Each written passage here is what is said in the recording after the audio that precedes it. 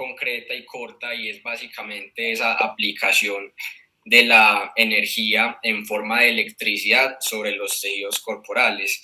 Y esto con unos fines en específico que mencionaremos más adelante. Por ahora decir que los principales son el corte y la coagulación.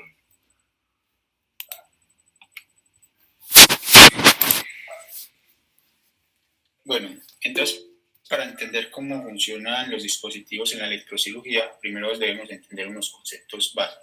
En electrocirugía, básicamente, trabajamos con ondas, en este caso con ondas electromagnéticas. Un concepto importante es el concepto de frecuencia, y la frecuencia va a ser simplemente el número de ciclos por segundo, que es la unidad de tiempo.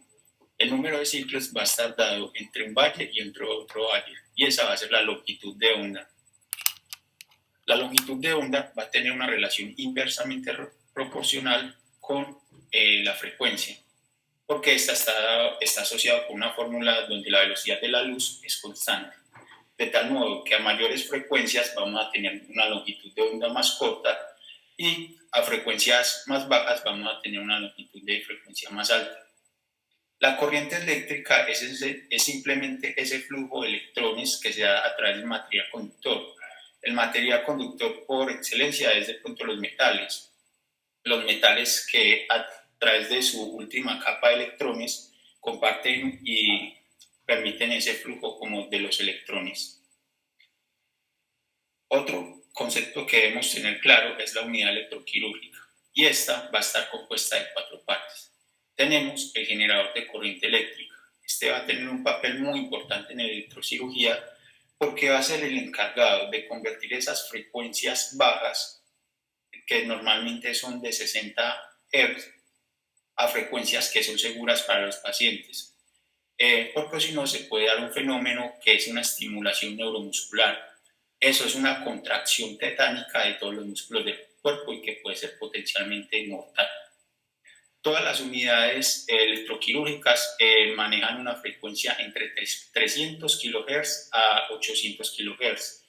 Esa es la misma longitud de onda más o menos que utilizan los dispositivos de televisión y de radio. Es por eso que también son comúnmente llamados radiofrecuencia. El electroactivo es el que va a hacer esa función de cortar o coagular sobre los tejidos pues, de las personas. El paciente va a funcionar como un conductor y a la vez como resistencia. Como sabemos, estamos compuestos en una mayor parte de agua, pero no solo agua, porque el agua pura no conduce la electricidad, sino que nosotros tenemos agua con electrolitos. Es por esto que se puede cerrar acá el circuito. El electrodo neutro tiene esa función como de conectar el electrodo activo y pues el neutro para que la corriente pues vuelva a fluir hacia el generador. Es importante que este debe tener una área mayor al electrodo activo para que este pueda tener su función.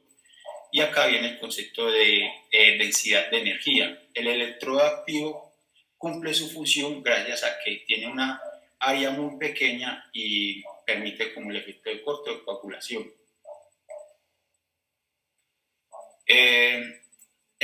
Otros conceptos es el voltaje. El voltaje simplemente va a ser la diferencia entre dos polos. La corriente va a ser esa fuerza que hablábamos, es simplemente el número de electrones que viaja por un conductor en una unidad de tiempo dada. Y la resistencia pues va a ser la fuerza que se opone a ese movimiento. La ley de Joule nos establece que la energía eléctrica se puede transformar en energía térmica.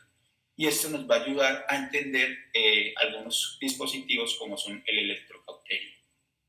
El electrogenerador, como hablábamos, es el encargado de generar altas frecuencias a partir de bajas frecuencias. Y de la modificación de este vamos a tener los diferentes efectos quirúrgicos. Listo, entonces hablando un poquito de lo que mencionamos anteriormente, de cuáles iban a ser los fines últimos de la electrocirugía, tenemos los dos principales que son el corte y la coagulación, y estos se van a diferenciar de acuerdo a la intensidad del voltaje y a la densidad de ese voltaje. Entonces, empezando por el corte, vamos a ver que el voltaje va a ser bajo, pero la densidad va a ser alta, además de que el contacto como tal con el tejido no va a ser directo. ¿Esto qué va a pasar a nivel celular? Básicamente es un aumento muy rápido en la temperatura que va a generar que la célula explote, por así decirlo, una necrosis celular. Mientras que a nivel de la coagulación es completamente lo contrario. Vemos que el voltaje es alto mientras que la densidad es poca. Aquí el contacto es directo y no pasa lo mismo que en el corte, donde el aumento de la temperatura es rápido, sino que aquí es un aumento lento, por lo cual no se va a generar una necrosis de la célula, o sea, la célula no va a explotar, sino que lo que sucede es que va a empezar a perder líquido intracelular, van a empezarse a desnaturalizar las proteínas como el colágeno, y el proceso que se da es de deshidratación o de desecación. Ahora, la vaporización, pues como mencionamos, se ve más que nada en esa parte del corte donde la célula explota, mientras que los fenómenos de desecación y fulguración son más que nada asociados al proceso de coagulación.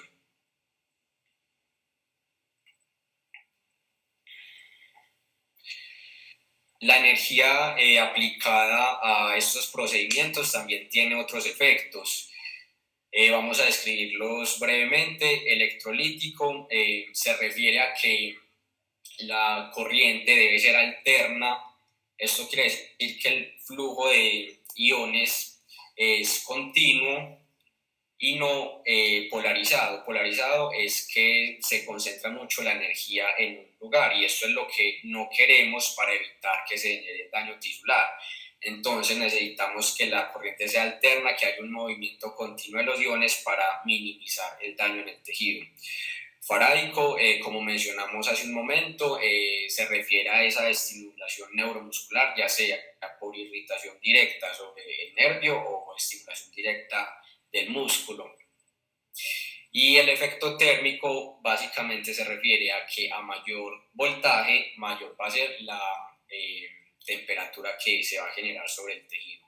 Y básicamente el cuadro es para ilustrar que a determinadas temperaturas los efectos que se van a generar van a ser distintos. Vemos que, por ejemplo, a una temperatura mayor a 100 grados centígrados, el corte va a generar ese efecto de vaporización, de explosión celular que mencionamos anteriormente.